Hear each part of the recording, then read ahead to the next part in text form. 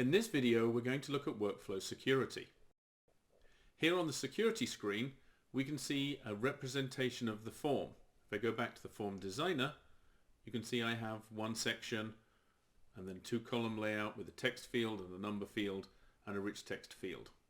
Here on the security page, I have the same basic layout. Next to each field and for the section, I have a control that lets me say whether this should be editable, just read only, or not even visible for the selected role at the selected stage. The roles and stages are shown down here on the left. So I have three stages. Here's my draft stage, here's my review stage, and my completed stage. At the moment, the review stage does not have any user roles associated with it, which would mean that nobody could see this record at the review stage. So let's add a role. Click on that.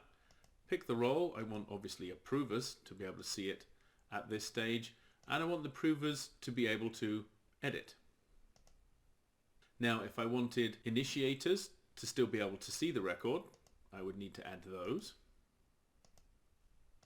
but I would set them to be view only. That sets their overall access, but I can come here and I can set specific access. So for example, I could set it so that the username and the how long have they worked here fields are read only for the approver.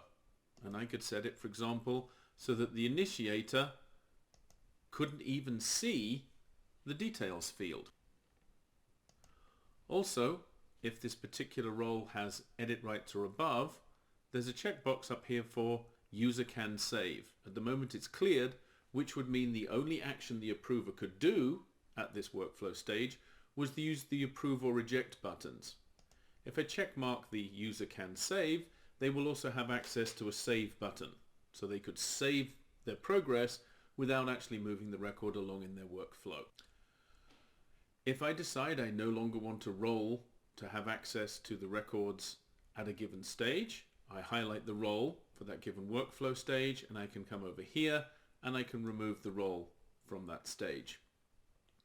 Also, I can change the settings for a role at that given stage. So the moment it's set to edit only, which means they could edit anything on the record, but they couldn't actually delete the record. I can change it to, for example, edit and delete.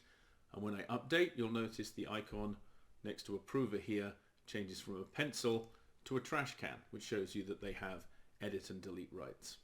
That completes my summary of the workflow security.